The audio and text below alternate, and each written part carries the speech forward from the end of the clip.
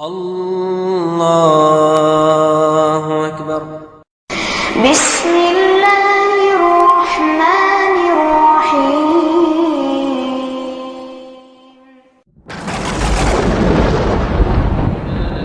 في رسول الله أسوة حسنة. لقد كان لكم في رسول الله أسوة حسنة لمن كان يرجو الله واليوم الآخر وذكر الله كثيرا. اب آپ سماعت فرمائیں درس نمبر 62 حجۃ الوداع. إن الحمد لله نحمده ونستعينه ونستغفره ونعوذ بالله من شرور أنفسنا ومن سيئات أعمالنا. من يهده الله فلا مضل له ومن يضلل فلا هادي له، وأشهد أن لا إله إلا الله وحده لا شريك له، وأشهد أن محمدا عبده ورسوله. أما بعد، فإن خير الحديث كتاب الله، وخير الهدي هدي محمد صلى الله عليه وسلم، وشر الأمور محدثاتها، وكل محدثة بدعة، وكل بدعة ضلالة، وكل ضلالة في النار. اللهم علمنا ما ينفعنا وانفعنا بما علمتنا وزدنا علما نافعا وعملا صالحا یا رب العالمین. واجب الاحترام بھائیوں، معزز ساتھیوں، عزیز بچوں اور ہماری ماؤں اور بہنوں، نبی پاک صلی اللہ علیہ وسلم نے اپنی ذمہ داری پوری کر دی اور دعوت و تبلیغ کا کام مکمل ہو گیا، اور ایک نئے معاشرے کی تشکیل و تعمیر آپ صلی اللہ علیہ وسلم نے لا الہ الا اللہ محمد رسول اللہ صلی اللہ علیہ وسلم پر قائم کی. اور ایسے ہی افراد و صحابہ کرام آپ کے بعد بھی مکمل تیار ہو گئے دین کی نشر و اشاعت کے لیے اور مختلف علاقوں میں پہنچانے کے لیے. تو گویا اب نبی پاک صلی اللہ علیہ وسلم کو غیبی ہاتف آپ کے قلب و شعور کو یہ احساس دلا رہا تھا کہ اے نبی اکرم، اب آپ صلی اللہ علیہ وسلم کا مقام اس دنیا میں اختتام کے قریب پہنچ گیا. مسند امام احمد کی روایت ہے، صحیح روایت ہے، نبی پاک صلی اللہ علیہ وسلم اسی سن 10 ہجری میں معاذ ابن جبل رضی اللہ عنہ کو یمن کا گورنر بنا کر روانہ کیا.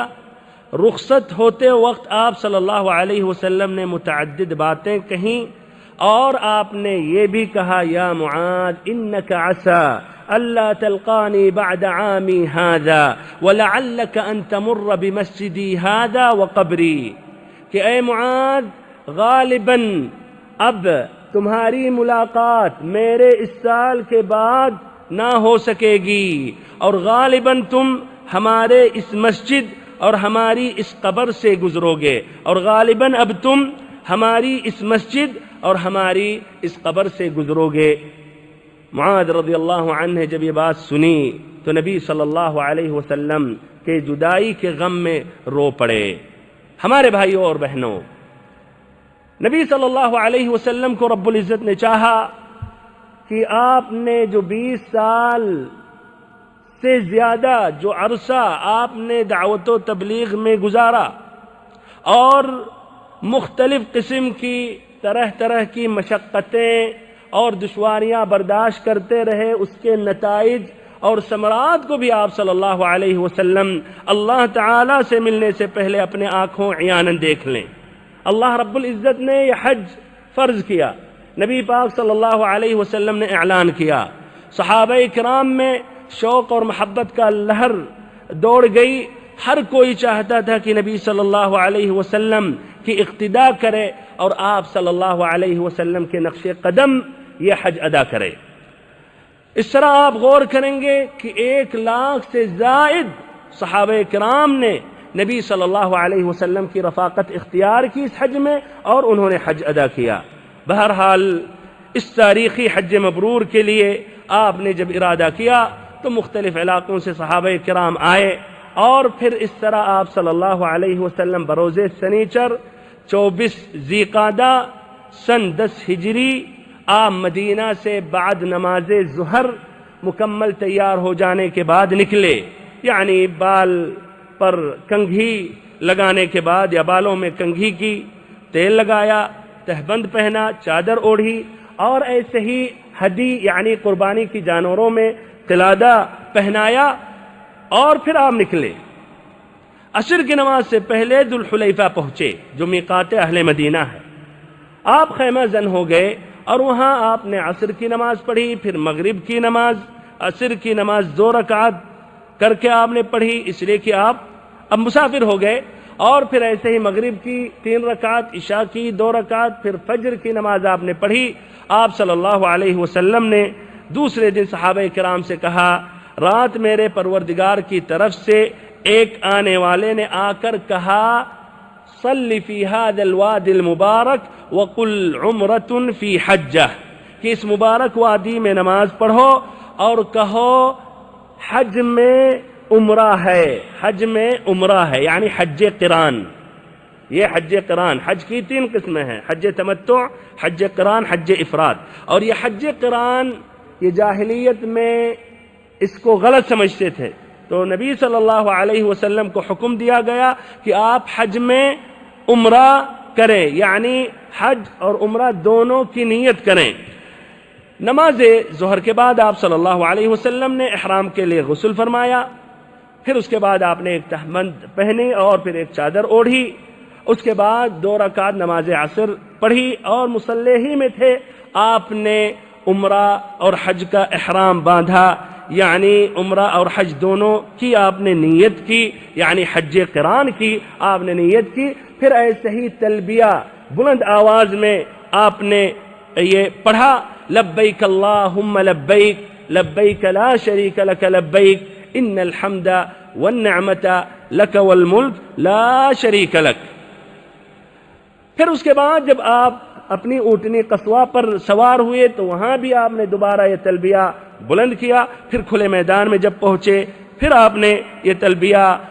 بلند کیا۔ اس کے بعد آپ نے سفر جاری رکھا اور 1 ہفتے کے بعد ذی طوا پہنچ گئے، مکہ کے قریب۔ وہاں آپ نے رات گزاری اور فجر کی نماز پڑھ کر آپ نے غسل فرمایا، پھر علی صبح سویرے آپ مکہ میں داخل ہوئے۔ یہ اتوار کا دن تھا، 4 ذی الحجہ سن 10 ہجری۔ آپ صلی اللہ علیہ وسلم حرم میں داخل ہوئے اور پھر آپ نے بیت اللہ کا طواف کیا۔ طواف کرنے کے بعد آپ صلی اللہ علیہ وسلم نے 2 رکعت نماز پڑھی، پھر آپ نے صفا اور مروہ کا سعی کیا، 7 چکر آپ نے لگایا۔ پھر طواف اور سعی سے فارغ ہونے کے بعد آپ نے اپنا احرام نہیں کھولا، کیوں؟ اس لیے کہ آپ قارن تھے، اور آپ بالائے مکہ میں حجون کے پاس آپ نے قیام فرمایا، یعنی حج آنے تک 4 ذی الحجہ سے لے کر 8 ذی الحجہ کے درمیان آپ وہاں قیام آپ نے فرمایا۔ اس درمیان آپ نے طواف حج کے علاوہ اور طواف نہیں کیا۔ آپ صلی اللہ علیہ وسلم نے وہ صحابہ کرام کو ارشاد کیا جو اپنے ساتھ وہ ہدی نہیں لائے تھے، یعنی قربانی کا جانور نہیں لائے تھے، آپ نے انہیں ارشاد فرمایا کہ تم لوگ اپنا احرام عمرہ میں تبدیل کر دو، اگر قارن ہو یا مفرد ہو تو کیا حج تمتع کی نیت کر لو، یعنی عمرہ سے فارغ ہونے کے بعد حلال ہو جاؤ اور پھر حج کے دن دوبارہ حج کے لیے احرام باندھو، نیت کرو۔ یہ بات ان پر گراں گزری اور تردد میں آ گئے۔ اس کی وجہ یہ تھی کہ خود آپ صلی اللہ علیہ وسلم نے ایسا نہیں کیا۔ دیکھیے حرص صحابہ کرام کا، وہ چاہتے ہیں ایک دم نبی صلی اللہ علیہ وسلم کی اقتداء کریں۔ آپ نے احرام نہیں کھولا تو وہ بھی احرام نہیں کھولنا چاہ رہے ہیں۔ تو آپ صلی اللہ علیہ وسلم نے واضح کی بات کہا کہ لو استقبلت من امری ما استدبرت ما سقت الهدی ولا حللت مع الناس، کہ اگر میں اپنے معاملے کی وہ بات پہلے جان گیا ہوتا جو بعد میں جانا تو میں اپنے ساتھ ہدی کا جانور نہیں لاتا اور میں بھی لوگوں کے ساتھ حلال ہو جاتا۔ آپ نے واضح کیا کہ یہ ہدی کے جانور ساتھ میں ہونے کی وجہ سے، ساتھ میں آپ نے مکہ سے، ساتھ میں آپ نے مدینہ سے لایا، تو آپ کیا حلال نہیں ہو سکتے جب تک اس جانور کو یوم النحر کو ذبح نہ کریں۔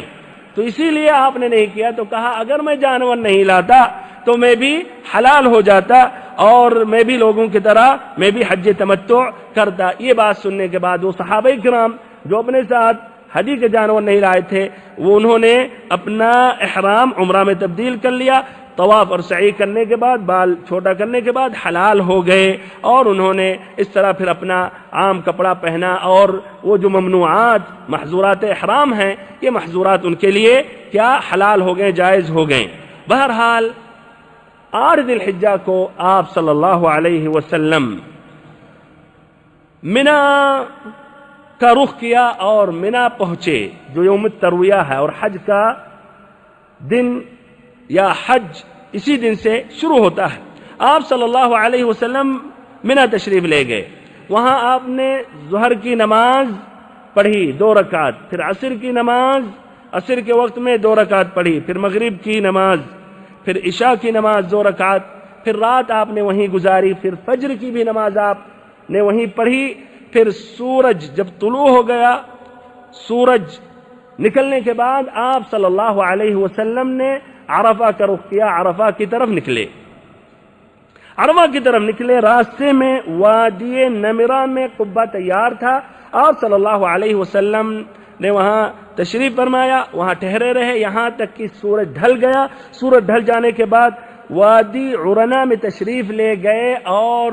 صحابہ کرام کا 1,24,000 یا 1,44,000 کا مجمع تھا۔ تصور کیجئے کہ یہی تعداد اس سے پہلے مکہ میں کتنی تھی، اب کتنی تعداد پہنچ رہی ہے۔ نبی صلی اللہ علیہ وسلم اپنی زندگی میں جو آپ نے محنت کی، جد و جہد کیا، اللہ تعالیٰ کے دین کی جو تبلیغ آپ کر رہے تھے، اس کا ثمرہ آپ عیاناً دیکھ رہے ہیں۔ 1,44,000 تک صحابہ کرام وہاں ٹھہرے ہوئے تھے۔ آپ صلی اللہ علیہ وسلم نے ایک جامع خطبہ ارشاد فرمایا، سبحان اللہ، مختصر سی کلمات میں آپ صلی اللہ علیہ وسلم نے اللہ کا حقوق بیان کیا، پھر ایسے ہی حکمراں کا حقوق بیان کیا، پھر ایسے ہی عام مسلمانوں کا حقوق، پھر ایسے ہی میاں بیوی کا حقوق، ایک فرد کا حقوق بیان کیا، اور پھر جو نجات کا جو ذریعہ امت اسلامیہ کے لیے، اس کی بھی آپ نے وضاحت کی۔ حقیقت میں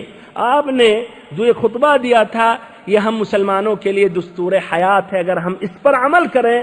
تو اللہ کی قسم ہم کامیاب ہو جائیں گے، اور وہ ہماری عزت جو ہماری وہ عزت جو چھنی ہوئی ہے، وہ اللہ رب العزت دوبارہ ہماری یہ عزت کو لوٹا دے، اور دوبارہ ہم اس زمانے میں عزیز ہو جائیں۔ ہمارے بھائیوں اور محترم ساتھیوں، اللہ تعالیٰ کہ نبی صلی اللہ علیہ وسلم نے حمد و ثنا کے بعد کہا،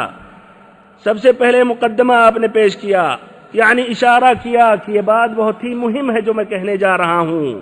اور اپنے متعلق آپ نے اشارہ کر دیا کہ اب ہمارا مقام اس دنیا میں بہت ہی کم ہے، اور وہ وقت قریب آ گیا کہ میں دنیا کو اب چھوڑ دوں۔ فرمایا آپ صلی اللہ علیہ وسلم نے، ایھا الناس اسمعوا قولی فإنی لا ادری لعلی لا القاکم بعد عامی هذا بهذا الموقف ابدا، کہ لوگو میری بات سنو، کیونکہ میں نہیں جانتا غالباً اس سال کے بعد اس مقام پر تم سے کبھی نہ مل سکوں گا۔ غور سے سنو اے لوگو، غالباً میں اس سال کے بعد تم لوگوں سے کبھی بھی نہ مل سکوں گا۔ پھر آپ صلی اللہ علیہ وسلم نے کہا، اور یہ بھائیو صحیح امام مسلم کی ایک طویل روایت ہے حضرت جابر رضی اللہ عنہ سے، جس میں حج کا نبی صلی اللہ علیہ وسلم کا جو حج تھا ابتدا سے لے کر انتہا تک انہوں نے روایت کی ہے۔ اکثر یہ روایتیں جو آ رہی ہیں یہی صحیح امام مسلم کی اس روایت سے ہیں۔ تو آپ صلی اللہ علیہ وسلم نے فرمایا، ان دماءکم واموالکم حرام علیکم کحرمت یومکم ھذا فی بلدکم ھذا فی شہرکم ھذا، تمہارا خون اور تمہارا مال ایک دوسرے پر حرام ہے، جس طرح کی اس مہینے کی حرمت ہے یعنی ذی الحجہ، اور اس دن کی حرمت ہے یوم عرفہ، اور اس شہر کی حرمت ہے یعنی مکہ۔ پھر آپ صلی اللہ علیہ وسلم نے فرمایا الا کل شیء من امر الجاہلیہ موضوع تحت قدمی هذا، الا كل شيء من أمر الجاهلية تحت قدمي موضوع ودماء الجاهلية موضوعة، کہ سن لو جاہلیت کی ہر چیز میرے پاؤں تلے رون دی گئی، اور جاہلیت کے خون ختم کر دیے گئے، اور سب سے پہلا خون جس کو میں ختم کر رہا ہوں وہ ربیعہ ابن الحارث کے بیٹے کا خون۔ یہ بچپن میں دیار بنی سعد میں دودھ پی رہا تھا، اور اس وقت حدیل یہ قبیلہ نے اس کو قتل کر دیا تھا، تو یہ ختم کر رہا ہوں آپ صلی اللہ علیہ وسلم نے کہا۔ پھر آپ صلی اللہ علیہ وسلم نے کہا وَرِبَ الْجَاهِلِيَّةِ مَوْضُوعٌ، ایسے ہی جاہلیت کا جو سود ہے یہ ختم کر رہا ہوں، یہ ختم کر دیا جا رہا ہے، اور سب سے پہلا جو سود ہے جس کو میں ختم کر رہا ہوں وہ اپنے چچا العباس ابن عبد المطلب کا سود، یعنی اگر انہوں نے کسی کو دیا تھا اور سود کا انتظار کر رہے ہیں، کچھ حق تھا یا حق سمجھ رہے تھے، یہ سب اب خلاص ختم کیا جا رہا، کوئی حق نہیں ہے اس سود کے سلسلے میں۔ اور پھر آپ نے کہا کہ فَإِنَّهُ مَوْضُوعٌ كُلُّهُ، اب یہ سارا کا سارا سود ختم ہے، اب یہ سارا کا سارا سود ختم ہے۔ پھر آپ صلی اللہ علیہ وسلم نے زوجین کا حقوق ذکر کیا، اور عورتوں کی متعلق آپ نے ایک جامع وصیت کی، فرمایا فَاتَّقُوا اللَّهَ فِي النِّسَاءِ فَإِنَّكُمْ أَخَذْتُمُوهُنَّ بِأَمَانَةِ اللَّهِ وَاسْتَحْلَلْتُمْ فُرُوجَهُنَّ بِكَلِمَةِ اللَّهِ، کہ اللہ رب العزت سے عورتوں کے متعلق ڈرو، تم نے انہیں اللہ تعالیٰ کی امانت کے ساتھ لیا اور انہیں اللہ تعالیٰ کے کلمے کے ساتھ حلال کیا، اور ان پر تمہارا یہ حق ہے کہ تمہارے بستر پر ایسے شخص کو نہ آنے دیں جو تمہیں گوارا نہیں، اور اگر انہوں نے ایسا کیا تو تم انہیں مار سکتے ہو، لیکن سخت مار نہ مارنا۔ پھر آپ نے کہا اور تم پر ان کا حق یہ ہے کہ تم معروف یعنی بھلائی کے ساتھ کھلاؤ اور پہناؤ۔ پھر آپ صلی اللہ علیہ وسلم نے اس بات کی وصیت کی جس میں ہم تمام مسلمانوں کی نجات ہے اور اسی میں عزت اور کامرانی ہے، فرمایا وَقَدْ تَرَكْتُ فِيكُمْ مَا لَن تَضِلُّوا بَعْدَهُ إِنِ اعْتَصَمْتُمْ بِهِ کتاب اللہ، کہ میں تمہارے درمیان ایک چیز چھوڑ کے جا رہا ہوں، اگر مضبوطی سے پکڑے رہو گے تو کبھی بھی گمراہ نہیں ہوگے، اللہ تعالیٰ کی کتاب۔ یہ صحیح امام مسلم کی روایت ہے، مستدرک حاکم میں ہے کتاب اللہ و سنت نبی، اللہ تعالیٰ کی کتاب چھوڑ کے جا رہا ہوں اور نبی محمد صلی اللہ علیہ وسلم کی سنت، اگر مضبوطی سے پکڑے رہو گے تو کبھی بھی گمراہ نہیں ہوگے، کبھی بھی ذلیل اور رسوا نہیں ہوگے، کبھی بھی تباہ نہیں ہوگے۔ ابن جریر اور ابن عساکر میں کچھ اضافہ ہے، اس میں یہ ہے ایھا الناس انہ لا نبی بعدی ولا امت بعدکم، کہ اے لوگو ہمارے بعد کوئی نبی آنے والا نہیں ہے اور تمہارے بعد کوئی امت آنے والی نہیں ہے، کوئی نئی امت نہیں آنے والی ہے۔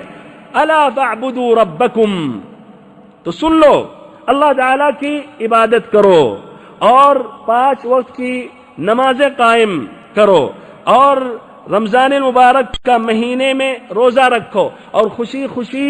زکوٰۃ ادا کرو، خوشی خوشی اپنے مال میں جو زکوٰۃ فرض ہے وہ ادا کرو، طیبۃ بہا انفسکم وتحجون بیت ربکم، اور ایسے ہی اپنے رب کے گھر کا حج ادا کرو، اور ایسے ہی اپنے حکمرانوں کی اطاعت کرو، اگر ایسا کرو گے تدخلوا جنت ربکم، اپنے رب کے جنت میں داخل ہو جاؤ گے۔ پھر سے امام مسلم کی روایت کی طرف ہم واپس ہو رہے ہیں، آپ صلی اللہ علیہ وسلم نے پھر کہا کہ تم لوگوں سے رب العزت ہمارے بارے میں سوال کرے گا۔ سبحان اللہ، دیکھیے اللہ رب العزت کا یہ عدل و انصاف تمام انبیاء کرام سے، ان کی امتوں سے، ان کے انبیاء کے متعلق سوال کرے گا کہ انہوں نے اللہ کی یہ ذمہ داری حق پورا کیا نہیں، اور اللہ تعالیٰ بہتر جانتا ہے کہ انہوں نے یہ ذمہ داری پوری کی، تب بھی تاکہ یہ حقیقت لوگوں تک واضح ہو جائے، لوگوں کو واضح ہو جائے۔ تو بہرحال آپ صلی اللہ علیہ وسلم نے کہا تم لوگوں سے رب العزت ہمارے بارے میں سوال کرے گا تو تم لوگ کیا جواب دو گے؟ صحابہ کرام نے کہا نشہد انک بلغت وادیت ونصحت، کہ ہم گواہی دیں گے کہ آپ نے تبلیغ کر دی، آپ نے تبلیغ کر دی، پیغام پہنچا دیا اور خیر خواہی کا حق ادا فرما دیا۔ آپ صلی اللہ علیہ وسلم نے شہادت کی انگلی آسمان کی طرف اٹھایا اور اٹھانے کے بعد اس کو جھکایا آپ نے اور کہا اللہم اشہد، اے اللہ گواہ رہ۔ 3 مرتبہ آپ نے کہا اللہم اشہد، اے اللہ گواہ رہ، اے اللہ گواہ ہو جا۔ ہمارے بھائیوں اور محترم ساتھیوں، ذرا ادھر غور کریں، آپ صلی اللہ علیہ وسلم نے آسمان کی طرف اشارہ کیا، اس کا معنی مطلب اللہ تعالیٰ کہاں ہے؟ ہر جگہ ہوتا تو دائیں بائیں بھی کرتے، آسمان کی طرف کیوں آپ نے اٹھایا؟ اگر آپ کو اس عقیدے کے بارے میں شک ہے اور آپ کے ذہن میں یہ خیال آ رہا اللہ تعالیٰ ہر جگہ ہے، تو میں آپ کو ایک مشورہ دیتا ہوں کہ اپنے چھوٹے بچوں اور بچیوں سے پوچھ لیں، انشاءاللہ وہ صحیح جواب دیں گے، اس لیے ان کی فطرت غلط علم سے مخلوط نہیں ہوئی ہے، ان کی فطرت میں اور تمام انسانوں کی فطرت میں بات ڈال دی گئی ہے کہ اللہ رب العزت آسمانوں کے اوپر ہے، بلندی پر ہے۔ بہرحال آپ صلی اللہ علیہ وسلم نے اپنا جب یہ خطبہ مکمل کیا تو قرآن مجید کی آیت کریمہ نازل ہوئی، فرمایا رب العزت نے اليوم اکملت لکم دینکم وَأَتْمَمْتُ عَلَيْكُمْ نِعْمَتِي وَرَضِيتُ لَكُمُ الْإِسْلَامَ دِينًا الْيَوْمَ أَكْمَلْتُ لَكُمْ دِينَكُمْ وَأَتْمَمْتُ عَلَيْكُمْ نِعْمَتِي وَرَضِيتُ لَكُمُ الْإِسْلَامَ دِينًا، آج کے دن ہم نے تمہارے لیے تمہارے دین کو کامل کر دیا، مکمل کر دیا۔ اب اس میں بھائیوں نہ نقص ہے، نہ عیب ہے، نہ کمی ہے۔ وَأَتْمَمْتُ عَلَيْكُمْ نِعْمَتِي، اور ساتھ ساتھ ہم نے اپنی نعمت بھی پوری کر دی۔ اللہ اکبر، یہ دین مکمل ہو جانا اللہ تعالیٰ کی ایک عظیم نعمت ہے، تب بھی ہمارے بہت سے مسلمان اس کو نعمت نہیں سمجھتے ہیں، دین میں جب تک نہ بڑھاتے ہیں، اضافہ کرتے ہیں، جب تک ان کا دل مطمئن نہیں ہوتا ہے اور اپنے آپ کو ناقص مومن سمجھتے ہیں۔ ہمارے بھائیوں، اللہ تعالیٰ کہہ رہا ہے، جب کہا یہ دین مکمل ہوا، ساتھ ساتھ کیا کہا؟ وَأَتْمَمْتُ عَلَيْكُمْ نِعْمَتِي، ہم نے اپنی نعمت پوری کر دی۔ وَرَضِيتُ لَكُمُ الْإِسْلَامَ دِينًا، اور اسلام کو دین کی حیثیت سے ہم نے پسند کر لیا۔ دین اسلام کے علاوہ اللہ تعالیٰ کے نزدیک کوئی اور دین پسند نہیں ہے، اللہ تعالیٰ کے نزدیک وہ مبغوض ہے، وہ دین باطل ہے۔ وَأَتْمَمْتُ عَلَيْكُمْ نِعْمَتِي وَرَضِيتُ لَكُمُ الْإِسْلَامَ دِينًا، یہ آیت کریمہ سننے کے بعد حضرت عمر رضی اللہ عنہ، جس طرح کی ابن ابی شیبہ، ابن جریر کی روایت ہے، رو پڑے۔ یہاں اللہ تعالیٰ اپنی نعمت بیان کر رہا ہے، خوشی ہونی چاہیے تو رو رہے ہیں۔ نبی صلی اللہ علیہ وسلم نے پوچھا کہ اے عمر کیوں رو رہے ہو؟ انہوں نے کہا کہ اللہ کے نبی، ہم اپنے دین کے متعلق زیادتی میں تھے، دین بڑھ رہا تھا اور اب یہ دین مکمل ہو گیا، اور ہر چیز مکمل ہو جانے کے بعد گھٹنے لگتی ہے۔ آپ صلی اللہ علیہ وسلم نے فرمایا تم نے سچ کہا۔ ہمارے بھائیوں اور محترم ساتھیوں، یہ یوم عرفہ کا دن تھا، یہ خطبہ کا بھی ذکر کیا گیا۔ خطبہ مکمل ہو جانے کے بعد آپ صلی اللہ علیہ وسلم نے حضرت بلال رضی اللہ عنہ کو حکم دیا، انہوں نے اذان کہی، انہوں نے اذان دیا، اذان دینے کے بعد انہوں نے اقامت کی، پھر آپ صلی اللہ علیہ وسلم نے ظہر کی 2 رکعت نماز پڑھی، پھر انہوں نے اقامت کہی، آپ صلی اللہ علیہ وسلم نے عصر کی 2 رکعت نماز پڑھی، یعنی قصر اور جمع تقدیم کے ساتھ۔ پھر اس کے بعد آپ صلی اللہ علیہ وسلم جب فارغ ہو گئے تو آپ عرفہ کے میدان میں ٹھہرے، قبلہ رخ ہو کر دعاؤں میں مشغول رہے، اللہ تعالیٰ کی تحمید اور تمجید اور تسبیح و تحلیل میں، یہاں تک کہ قریب ہو گیا سورج ڈوب جائے گا۔ سورج ڈوب جانے کے بعد آپ صلی اللہ علیہ وسلم میدان عرفہ سے نکلے اپنی سواری پر، پیچھے آپ نے حضرت اسامہ ابن زید رضی اللہ عنہ کو بیٹھایا۔ آپ صلی اللہ علیہ وسلم عرفہ سے نکلے مزدلفہ کے لیے، مزدلفہ کے لیے نکلے اور مزدلفہ پہنچ گئے۔ وہاں تشریف لانے کے بعد آپ صلی اللہ علیہ وسلم نے مغرب اور عشاء کی نماز پڑھی، ایک اذان اور دو اقامت کے ساتھ۔ ایک اذان کہنے کے بعد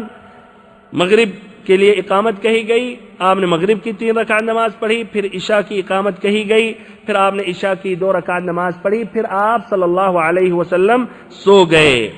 اور صبح تک سوئے رہے۔ جب صبح ہوئی اور یہ یوم النحر کا دن ہے، 10 ذی الحجہ کا دن ہے، قربانی کا دن ہے، آپ صلی اللہ علیہ وسلم نے فجر کی اذان کے بعد نماز فجر ادا کی، اس کے بعد مشعر حرام گئے اور وہاں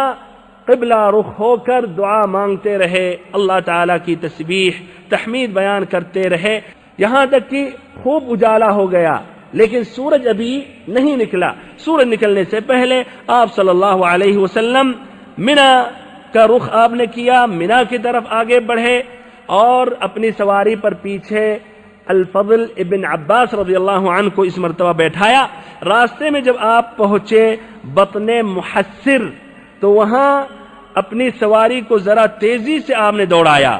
کیوں بھائیو؟ اس لیے یہاں اصحاب فیل پہ جو عذاب واقع ہوا تھا اسی جگہ پر، اور آپ صلی اللہ علیہ وسلم عذاب کی جگہوں پر خوشی خوشی یا تماشا نہیں کرتے تھے، وہاں ٹھہرتے تھے، بلکہ وہاں سے تیزی سے بھاگتے تھے۔ تو تیزی سے وہاں نکلے، یہاں تک کہ جمرہ عقبہ یا جمرہ اولا یا جمرہ کبریٰ تک پہنچے۔ آپ نے 7 کنکریاں پھینکی، رمی کیا، ہر کنکری کے ساتھ اللہ اکبر کہہ رہے تھے، اور کنکری جو تھی وہ چھوٹے چھوٹے دانے تھے، اور آپ نے یہی بتایا بھی صحابہ کرام کو کہ اس مسئلے میں مبالغہ غلو مت کرو، یعنی اس طرح اس کے قریب یا اس طرح کے پتھر استعمال کرو اور پھینکو۔ تب بھی ہم دیکھتے ہیں ہمارے بہت سے بھائی بڑے بڑے پتھر لاتے ہیں، بلکہ چپل بھی پھینکتے ہیں، ان کا کچھ اور خیال ہوتا ہے۔ بہرحال آپ صلی اللہ علیہ وسلم نے غلو کرنے سے منع کیا۔ پھر اس کے بعد آپ صلی اللہ علیہ وسلم قربان گاہ گئے،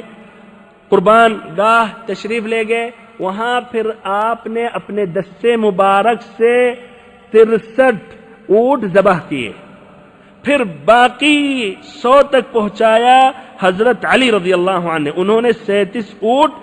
اپنے دست سے انہوں نے ذبح کیا۔ اس طرح 100 اونٹ ہو گئے۔ 100 اونٹ ذبح کرنے کے بعد آپ صلی اللہ علیہ وسلم کے حکم سے ہر اونٹ سے ایک ایک ٹکڑا کاٹا گیا، ہانڈی میں رکھا گیا، ڈالا گیا، پھر پکایا گیا، پھر پکانے کے بعد نبی صلی اللہ علیہ وسلم کے سامنے پیش کیا گیا۔ آپ صلی اللہ علیہ وسلم نے کچھ تناول فرمایا اور شوربہ پیا، ایسے ہی حضرت علی رضی اللہ عنہ نے بھی کیا، اور آپ صلی اللہ علیہ وسلم نے اپنے ہدی میں حضرت علی رضی اللہ عنہ کو بھی شریک کیا تھا۔ پھر اس کے بعد آپ صلی اللہ علیہ وسلم مکہ تشریف لے گئے ظہر سے پہلے، اور آپ نے طواف افاضہ، جو طواف زیارت یا طواف حج کہتے ہیں، آپ نے وہ طواف کیا۔ پھر ظہر کی نماز بھی آپ نے وہیں پڑھی۔ پھر اس کے بعد چاہے زمزم پر بنو عبد المطلب کے پاس تشریف لے گئے، جو اس منصب پر فائز تھے حاجیوں کو پانی پلانے میں۔ آپ صلی اللہ علیہ وسلم نے کہا، اے بنو عبد المطلب کھینچو، یعنی پانی کھینچو، نکالو، پلاؤ، اور اگر مجھے یہ اندیشہ نہ ہوتا کہ لوگ بھی ہجوم کر بیٹھیں گے تو میں بھی تمہارے ساتھ کھینچتا، بمعنی کہ اگر میں بھی یہ کرنا چاہتا ہوں، میں بھی کھینچنا چاہتا ہوں، لیکن اگر میں ایسا کروں تو اور لوگ بھی ہماری اقتداء میں۔ اور دیکھیے سبحان اللہ، صحابہ کرام کا بھائیو، دیکھیے یہ بار بار سیرت میں یہ بات آتی ہے کہ صحابہ کرام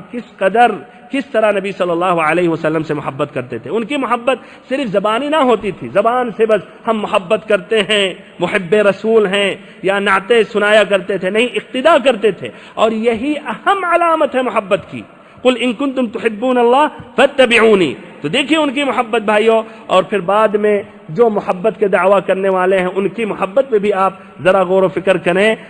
دین کے ارکان پر عمل نہیں کرتے ہیں، نمازیں نہیں پڑھتے ہیں، سنتوں سے واقفیت نہیں ہوتی ہے بلکہ دشمنی ہوتی ہے. بہرحال آپ صلی اللہ علیہ وسلم نے کہا اگر میں بھی ایسا کروں تو یہ صحابہ کرام بھی کرنے لگیں گے. اس طرح یہ جو منصب پر یہ جو شرف تمہیں ملی ہے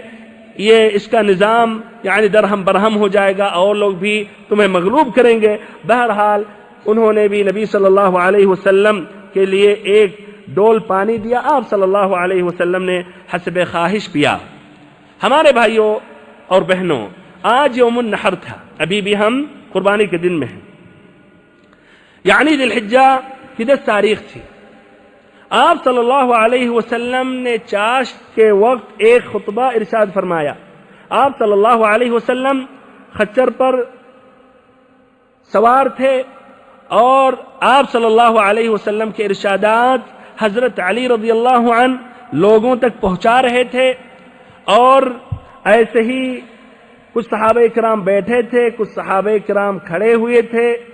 اور کل کی جو باتیں تھیں اس لیے بہت مہم تھی، تو ان باتوں میں سے بہت سی باتیں آپ صلی اللہ علیہ وسلم نے دہرائیں. صحیح امام بخاری اور امام مسلم کی روایت ہے حضرت ابو بکرہ رضی اللہ عنہ سے کہ یوم النحر کے دن نبی صلی اللہ علیہ وسلم کھڑے ہوئے اور آپ صلی اللہ علیہ وسلم نے خطبہ دیا. فرمایا ان الزمان قد استدار كهيئته یوم خلق اللہ السماوات والارض. زمانہ گھوم پھر کر اپنی اسی دن کی ہیئت پر پہنچ گیا جس دن اللہ نے آسمان و زمین کو پیدا کیا تھا. اس کا معنی مطلب کیا؟ گھوم پھر کر اپنے اسی دن کی ہیئت پر پہنچ گیا. اس لیے کفار مکہ یا مشرکین عرب یہ جو مہینے ہوتے تھے اس میں چینج کرتے رہتے تھے، آگے پیچھے کرتے رہتے. محرم کو کبھی آگے کر دیے، سفر کو مقدم کر دیے، کبھی اور کچھ کر دیے. تو نبی صلی اللہ علیہ وسلم نے فرمایا کہ یہ ذوالحجہ کا جو مہینہ ہے وہ اپنے صحیح جگہ پر آ گیا، اس میں اب آگے پیچھے نہیں ہے. پھر آپ صلی اللہ علیہ وسلم نے کہا کہ سال 12 مہینے کا ہے جس میں 4 مہینے حرام ہیں، 3 مہینے پے در پہ یعنی ذی قعدہ، ذی حجہ، محرم، اور چوتھا جو حرام کا مہینہ ہے رجب جو جمادی الآخرہ اور شعبان کے درمیان واقع ہے. پھر اس کے بعد آپ صلی اللہ علیہ وسلم نے سوال کیا، کہا ای شہر ھذا، یہ کون سا مہینہ ہے؟ صحابہ کرام نے کہا کہ ہم نے کہا، صحابہ کرام نے کہا اللہ و رسولہ اعلم، اللہ اور اس کے رسول بہتر جانتے ہیں. پھر آپ صلی اللہ علیہ وسلم خاموش رہے. حضرت ابو بکرہ رضی اللہ عنہ کہتے ہیں یہاں تک کہ ہمارے ذہن میں یہ بات آئی کہ شاید آپ صلی اللہ علیہ وسلم اس مہینے کا نام بدلنے والے ہیں. تو پھر آپ صلی اللہ علیہ وسلم نے کہا الیس ذوالحجہ، کیا یہ ذوالحجہ کا مہینہ نہیں ہے؟ تو ہم نے کہا کیوں نہیں؟ پھر آپ صلی اللہ علیہ وسلم نے سوال کیا ای یوم ھذا، پھر آپ صلی اللہ علیہ وسلم نے سوال کیا ای بلد ھذا، یہ کون سا شہر ہے؟ ہم نے کہا اللہ ورسولہ اعلم، اللہ اور اس کے رسول بہتر جانے. پھر آپ صلی اللہ علیہ وسلم خاموش رہے. پھر آپ صلی اللہ علیہ وسلم نے کہا الیست بالبلدۃ الحرام، کیا یہ بلدہ حرام یعنی مکہ نہیں ہے؟ ہم نے کہا کیوں نہیں؟ پھر آپ صلی اللہ علیہ وسلم نے کہا ای یوم ھذا، یہ کون سا دن ہے؟ ہم نے کہا اللہ اور اس کے رسول بہتر جانتے ہیں. آپ صلی اللہ علیہ وسلم خاموش رہے، یہاں تک کہ ہم نے گمان کیا، ہم نے یہ سوچا کہ آپ صلی اللہ علیہ وسلم یہ آج کے دن کا نام بدلنے والے ہیں، آپ اور نام رکھنے والے ہیں. پھر آپ صلی اللہ علیہ وسلم نے کہا الیس یوم النحر، کیا یہ قربانی کا دن نہیں؟ تو ہم نے کہا کیوں نہیں؟ تو اس کے بعد آپ صلی اللہ علیہ وسلم نے کہا فَإِنَّ دِمَاءَكُمْ وَأَمْوَالَكُمْ وَأَعْرَاضَكُمْ حرام علیکم کحرمت یومکم ھذا فی بلدکم ھذا فی شہرکم ھذا، تو سن لو، تمہارا مال، تمہارا خون اور تمہاری آبرو ایک دوسرے پر حرام ہے، جس طرح کی آج کے اس مہینے کی حرمت ہے، آج کے اس دن کی حرمت ہے اور اس شہر کی حرمت ہے۔ پھر آپ صلی اللہ علیہ وسلم نے فرمایا تم لوگ بہت جلد اپنے پروردگار سے ملو گے، تم لوگ بہت جلد اپنے پروردگار سے ملو گے اور وہ تم سے تمہارے اعمال کے متعلق پوچھے گا، لہذا دیکھو میرے بعد پلٹ کر گمراہ نہ ہو جانا کہ آپس میں ایک دوسرے کی گردنیں مارنے لگو۔ پھر آپ نے کہا الا هل بلغت، پھر آپ نے کہا الا هل بلغت، بتاؤ کیا میں نے تبلیغ کر دی ہے؟ صحابہ کرام نے کہا کہ نعم، کہ آپ نے تبلیغ کر دی۔ آپ صلی اللہ علیہ وسلم نے کہا اللہم اشہد، اللہم اشہد، اے اللہ گواہ رہ۔ پھر آپ صلی اللہ علیہ وسلم نے کہا جو حاضر ہیں وہ غائب، جو غیر موجود لوگ ہیں ان تک یہ خبر پہنچائیں، اس لیے کہ ایسا بھی ہوتا ہے کہ یہ خبر جو پہنچائی جاتی ہے پہنچانے والے سے زیادہ سمجھ رکھنے والا وہ شخص ہوتا ہے جس تک یہ خبر پہنچتی ہے۔ ایسے ہی ترمذی ابن ماجہ کی روایت میں یہ ہے کہ آپ صلی اللہ علیہ وسلم نے کہا یاد رکھو کوئی بھی جرم کرنے والا اپنے سوا کسی پر اور جرم نہیں کرتا ہے، کوئی بھی جرم کرنے والا اپنے سوا کسی اور پر جرم نہیں کرتا ہے، یعنی جو گناہ کرے گا اسی کو سزا ملے گی، دوسرا اس کا ذمہ دار نہیں ہوگا، دوسرے سے وہ حساب نہیں لیا جائے گا۔ باپ کی غلطی ہے تو صرف باپ کا مواخذہ ہوگا، بیٹے کا نہیں، اور بیٹے نے اگر غلطی کی ہے، گناہ کیا تو اس کا مواخذہ ہوگا، نہ کہ باپ کا مواخذہ ہوگا۔ پھر ایسے ہی آپ صلی اللہ علیہ وسلم نے ایک بہت مہم بات کہی، کہا یاد رکھو شیطان اب مایوس ہو گیا کہ اس کی اب عبادت کی جائے گی تمہارے اس شہر میں، لیکن اپنے جن اعمال کو تم لوگ حقیر سمجھتے ہو ان میں اس کی اطاعت کی جائے گی اور وہ اسی سے راضی ہوگا۔ سبحان اللہ، یہ بھی نبی پاک صلی اللہ علیہ وسلم کا ایک معجزہ ہے۔ آج جو اہل توحید ہیں جن کو اللہ تعالیٰ نے بدعتوں سے، شرک سے نجات دی ہے، ان کے درمیان یہ کشاکش، آپس میں اختلاف، آپس میں ایک دوسرے پر سوء ظن رکھنا، ایک دوسرے کے خلاف یعنی آوازیں اٹھانا، یہ زیادہ باتیں پائی جاتی ہیں۔ ہمارے بھائیوں، تو ہم شیطان کو راضی نہ کریں بلکہ اللہ رب العزت کو راضی کرنے کی کوشش کریں۔ ہمارے بھائیوں اور محترم ساتھیوں، ایام التشریق میں پھر یعنی 11-12 ذی الحجہ نبی پاک صلی اللہ علیہ وسلم مناہی میں تشریف اور مناہی میں آپ نے قیام کیا اور وہیں آپ صلی اللہ علیہ وسلم ٹھہرے رہے۔ اس درمیان مناسک حج پورا کرتے رہے، اللہ تعالیٰ کا ذکر کرتے رہے، لوگوں کو شریعت کے احکام بھی سکھاتے رہے، اور ایسے ہی حج کا خصوصاً آپ صلی اللہ علیہ وسلم سکھاتے رہے۔ اور مسلم کی روایت ہے، اسی طویل حدیث جو جابر رضی اللہ عنہ سے مروی ہے، آپ صلی اللہ علیہ وسلم یہ کہا کرتے تھے لِتَأْخُذُوا مَنَاسِكَكُمْ فَإِنِّي لَا أَدْرِي لَعَلِّي لَا أَحُجُّ بَعْدَ حَجَّتِي هَذِهِ، کہ تم لوگ ہم سے حج کے مناسک سیکھ لو، مجھے نہیں معلوم غالباً اس حج کے بعد دوسرا حج نہ ہی کر سکوں گا، غالباً اس حج کے بعد دوسرا حج نہ کر سکوں گا۔ ایسے ہی آپ صلی اللہ علیہ وسلم ملت ابراہیمی کے سنن ہدی بھی قائم کر رہے تھے، ملت ابراہیمی کے سنن ہدی قائم کر رہے تھے، اور شرک کے نشانات اور ایسے ہی شرک کے آثار جو باقی تھے اس کا صفایا کر رہے تھے۔ آپ صلی اللہ علیہ وسلم نے جس طرح قربانی کے دن ایک خطبہ ارشاد فرمایا اور اس سے پہلے عرفہ کے دن ایک جامع خطبہ ارشاد فرمایا، تو ایسے ہی ایام التشریق کے دوسرے دن یعنی 12 ذی الحجہ کو بھی آپ نے خطبہ ارشاد فرمایا، اور خطبہ ارشاد فرمانے سے پہلے قرآن مجید کی آخری سورت نازل ہوئی، نزلت فی اوسط ایام التشریق قبل الخطبہ، کی ایام التشریق کی درمیانی دن میں یہ صورت نازل ہوئی خطبہ سے پہلے، جس طرح بزار اور بیہقی کی روایت ہے، اور سابقہ درس میں ہم نے کہا تھا یہ فتح مکہ سے پہلے یہ صورت نازل ہوئی تھی۔ یہ ایک قول ہے، لیکن زیادہ صحیح یہ قول ہے کہ یہ 12 ذی الحجہ کو نازل ہوئی خطبہ سے پہلے، اور یہ قرآن مجید کی آخری صورت ہے۔ اس طرح پھر آپ صلی اللہ علیہ وسلم ایام التشریق پورا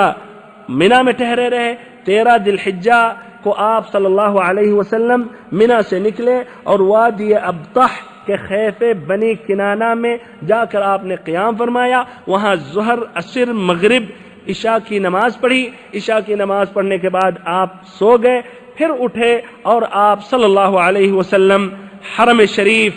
داخل ہوئے یا حرم شریف میں داخل ہوئے، اور آپ نے پھر اس طرح طواف وداع کیا، اور طواف وداع کرنے کے بعد آپ صلی اللہ علیہ وسلم نے پھر مدینہ کا رخ کیا۔ مکہ کی یہ آخری زیارت تھی، اور اس کے بعد آپ صلی اللہ علیہ وسلم نے مدینہ کا رخ کیا اور مدینہ پہنچے۔ مدینہ پہنچنے کے بعد آپ صلی اللہ علیہ وسلم وہیں آپ نے قیام فرمایا، اور اس درمیان آپ نے وفود کا استقبال کرتے رہے، اور پھر کچھ ہی دیر کے بعد آپ صلی اللہ علیہ وسلم کو بیماری لاحق ہوئی، اور یہ بیماری بڑھتی گئی، یہاں تک کہ آپ صلی اللہ علیہ وسلم اس دنیا سے رخصت ہو گئے۔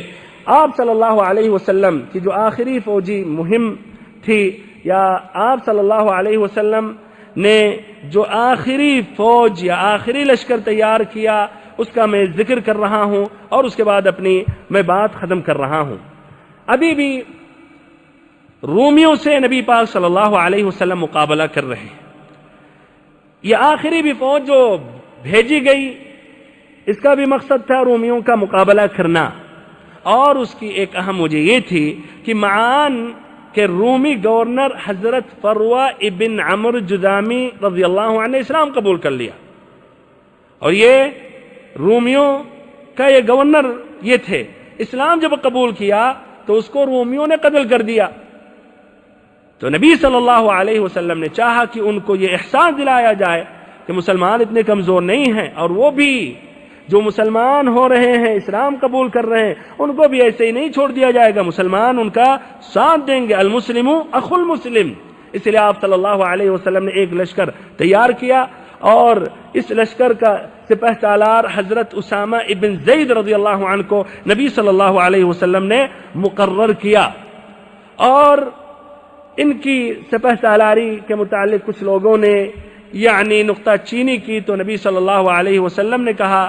کہ اگر تم لوگ ان کی سپہ سالاری پر طعنہ زنی کر رہے ہو تو اس سے پہلے ان کے والد کی سپہ سالاری پر طعنہ زنی کیے تھے، اور رب العزت کی قسم وہ اس کے اہل تھے، اور میرے نزدیک محبوب ترین لوگوں میں سے تھے، اور یہ اسامہ بھی میرے نزدیک محبوب ترین لوگوں میں سے ہیں۔ یہ لشکر مدینہ سے باہر نکلا، 3 میل دور مقام جرف میں ٹھہرا، لیکن خبر پہنچی کہ نبی صلی اللہ علیہ وسلم بیمار ہو گئے، اور یہ تشویشناک خبر کی وجہ سے یہ لشکر نے پھر فیصلہ نہیں کیا کہ آگے بڑھیں، بلکہ اس نے انتظار کیا یہاں تک کہ نبی صلی اللہ علیہ وسلم کا انتقال ہو گیا۔ اور سبحان اللہ، جب ابو بکر رضی اللہ عنہ خلیفہ بنے تو انہوں نے جو سب سے پہلا قدم اٹھایا یا ان کا پہلا عمل خلافت کے بعد یہی تھا، نبی صلی اللہ علیہ وسلم کے اس ارادے کی تکمیل کرنا، اور انہوں نے اسامہ ابن زید رضی اللہ عنہ کے اس لشکر کو روانہ فرمایا، جبکہ اور صحابہ کرام نے کہا وقت مناسب نہیں ہے، لیکن انہوں نے کہا نبی پاک صلی اللہ علیہ وسلم کے آخری فیصلہ تھا اور ان کا ارادہ تھا، اسی لیے میں وہ تکمیل کر کے رہوں گا۔ بہرحال ہمارے بھائیوں اور محترم ساتھیوں، آج کا یہ درس مکمل ہو گیا۔ اب اس سے جو اہم فائدے ہیں وہ ذکر کر رہا ہوں۔ پہلا فائدہ یہ ہے کہ صحابہ کرام کتنے حریص اور کتنے یہ خواہش مند تھے نبی پاک صلی اللہ علیہ وسلم کی سنتوں پر عمل کرنے میں، آپ کی اقتداء اور اتباع کرنے میں، کہ جب آپ نے اعلان کیا تو صحابہ کرام ٹوٹ پڑے، ہر کوئی چاہتا تھا نبی صلی اللہ علیہ وسلم کی اقتداء کرے، اور اور آپ صلی اللہ علیہ وسلم کی سنت کے موافق حج ادا کرے، یہ نہیں کہ بعد میں بھی حج کر لیتے ہیں اور صحابہ کرام سے سیکھ لیتے ہیں۔ اور ایسے ہی دوسری بات یہ ہے کہ ہمارے بھائیوں اور بہنوں کہ انہوں نے فوراً عمل کیا، تاخیر نہیں کی حج میں۔ اب بھائیوں یہ جاننے کے بعد ہمارے وہ بھائی جو نبی صلی اللہ علیہ وسلم کی اقتداء نہیں کرتے ہیں، اوروں کی اقتداء کرتے ہیں، سنتوں کو رد کر دیتے ہیں، واضح اور صحیح حدیثیں سامنے آ جاتی ہیں، پھر بھی کہتے ہیں فلاں مفتی صاحب نے کہا، بزرگوں نے کہا، اماموں نے کہا، فلانوں نے کہا، ان کو ذرا اللہ تعالیٰ سے ڈرنا چاہیے اور نبی پاک صلی اللہ علیہ وسلم کی اتباع کرنی چاہیے جس طرح صحابہ کرام اتباع کرتے تھے۔ ایسے ہی جو حج میں تاخیر کرتے ہیں، فرض ہو جانے کے بعد بھی استطاعت کے باوجود آئندہ اگلے سال بعد میں اس طرح کرتے کرتے کئی سال گزر جاتے ہیں، اور کبھی کبھی ایسا ہوتا ہے ان کا آئندہ سال نہیں آتا ہے، اس سے پہلے وہی دنیا سے رخصت ہو جاتے ہیں۔ دوسرا فائدہ، نبی پاک صلی اللہ علیہ وسلم نے عرفہ کے دن، پھر قربانی کے دن، پھر ایسے ہی اوسط ایام التشریق میں آپ نے خطبہ سنایا، آپ نے خطبہ دیا، اور اس میں بہت سی باتیں، بہت سے وصیتیں آپ نے کی۔ ان اہم وصایا میں سے، وصیتوں میں سے دوسرا یہی فائدہ ذکر کر رہا ہوں کہ نبی پاک صلی اللہ علیہ وسلم نے کتاب و سنت کو لازم کرنے کی وصیت کی، جس میں کامیابی اور کامرانی ہم تمام مسلمانوں کی، ہمارے بھائیوں، نجات کا صرف یہ واحد ذریعہ ہے۔ جو مسلمانوں میں اتفاق اور اتحاد لانا چاہتے ہیں یا چاہتے ہیں کہ اللہ رب العزت ان کا حال بہتر میں بدل دے، ذلت کے بعد عزت دے، تو صرف یہی واحد راستہ ہے، الاعتصام بکتاب اللہ وسنت نبیہ صلی اللہ علیہ وسلم، واعتصموا بحبل اللہ جمیعا ولا تفرقوا۔ تیسرا فائدہ یہ ہے، نبی پاک صلی اللہ علیہ وسلم نے وصیت کی کہ مسلمان مومن آپس میں ایک دوسرے کے بھائی ہیں، تو ہمیں بھائیوں یہ بھائی چارگی اور یہ اخوت اسلامیہ کو سمجھنا چاہیے اور اپنا رشتہ دوسرے مسلمان بھائی سے قوی اور مضبوط کرنا چاہیے۔ چوتھا فائدہ، یہ آپ صلی اللہ علیہ وسلم نے حکم دیا کہ حکمرانوں کی اطاعت کرو، تو بھائیوں یہ نبی صلی اللہ علیہ وسلم کی وصیت ہے، ہمیں اس پر عمل کرنا چاہیے اور حکمرانوں کی اطاعت کرنی چاہیے، مخالفت نہیں کرنی چاہیے، اور ایسے ہی الگ الگ تنظیمیں بنا کر خروج یا ان کے خلاف نکلنا، آوازیں بلند کرنا یا فتنے فساد میں اپنے آپ کو ملوث کرنا، اس سے بھائیوں ہمیں دور رہنا چاہیے، اس کا اجتناب کرنا چاہیے۔ پانچواں فائدہ، نبی پاک صلی اللہ علیہ وسلم نے عورتوں کا حق تأکید کے ساتھ آپ نے دلایا اور کہا کہ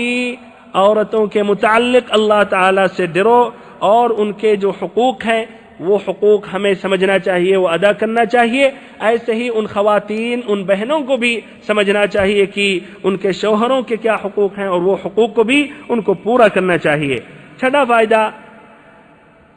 اللہ رب العزت آسمانوں کے اوپر ہے، اللہ رب العزت بلندی پر ہے، اللہ رب العزت عرش پر ہے، جس طرح کہ نبی پاک صلی اللہ علیہ وسلم نے میدان عرفہ میں اشارہ کیا اور کہا اللہم اشہد، اے اللہ گواہ رہ۔ اور اس میں یہ بھی واضح ہے اور اس میں یہ بھی دلیل ہے کہ ہم اشارہ کر سکتے ہیں انگلی سے آسمان کی طرف کہ اللہ رب العزت آسمانوں کے اوپر ہے۔ ساتواں فائدہ، یہ دین اسلامیہ، ساتواں فائدہ، یہ دین اسلامیہ، یہ شریعت محمدیہ اب مکمل ہو چکا ہے، اس میں کوئی بھی گنجائش نہیں ہے کہ کوئی بڑھائے یا کوئی گھٹائے۔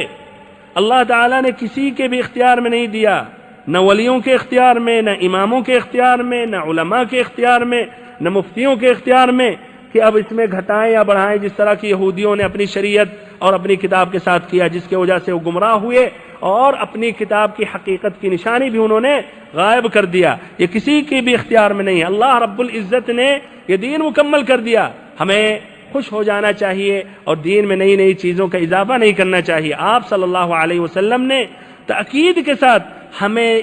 دین میں نئی نئی چیزیں اضافہ کرنے سے، بڑھانے سے منع کیا۔ صحیح امام مسلم کی روایت ہے حضرت جابر رضی اللہ عنہ سے کہ نبی صلی اللہ علیہ وسلم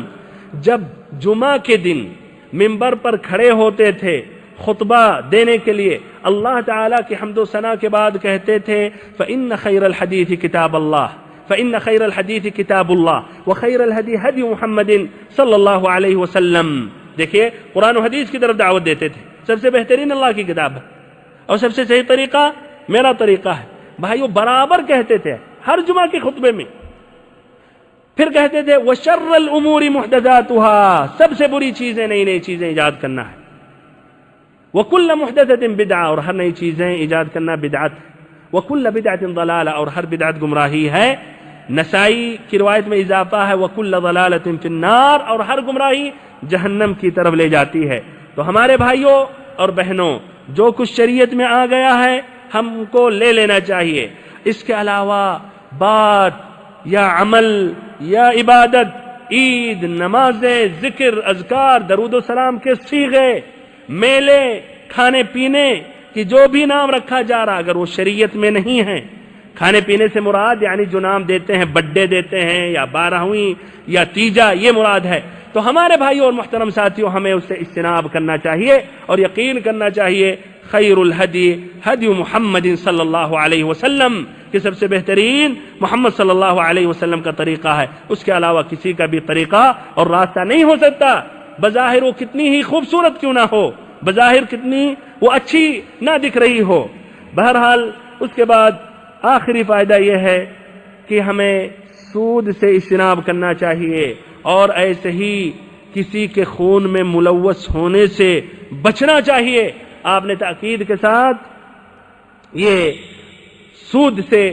منع کیا اور کہا کہ تمام جاہلیت کے سود ختم کیے جا رہے ہیں، یہ ختم ہو رہے ہیں. اور آپ نے کہا کہ آپس میں ایک دوسرے کا خون یہ حرام ہے. ہمارے بھائیوں اور محترم ساتھیوں، ترمذی اور نسائی کی روایت ہے، ایک صحیح روایت ہے، حضرت ابن عمر رضی اللہ عنہما سے مروی ہے کہ نبی پاک صلی اللہ علیہ وسلم نے فرمایا لَزَوَالُ الدُّنْيَا أَهْوَنُ